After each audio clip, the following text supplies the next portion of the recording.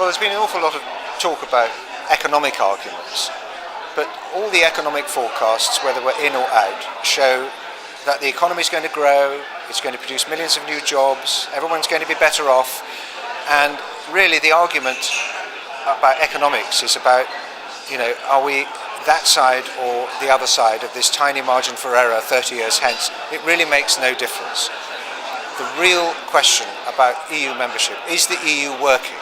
Is it a good institution? And the Schengen area has caused the migration crisis and helped spread terrorism. The Eurozone has proved to be a disaster, inflicting devastating rates of unemployment and instability, not just in Europe but in global markets. And the European Union as a whole is a high unemployment, low growth trading bloc in the world which is losing market share, and our economic interests tend to be more outside the EU than in.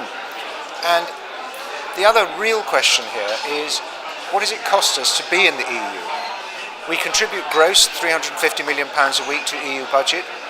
If we leave, we can carry on funding all the things the EU funds in the UK and have another 10 billion a year spare to spend on more research, more on the health service, more on universities, more on small businesses and growth, and more on infrastructure. So that would be a good thing. And we get back control of really important things like our laws, our parliament, our Supreme Court. We don't have to be told what to do in order to trade with the European Union.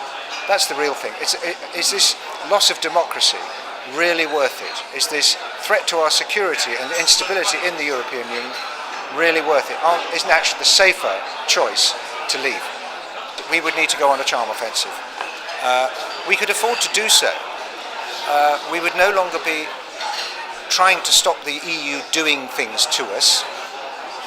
We would be independent.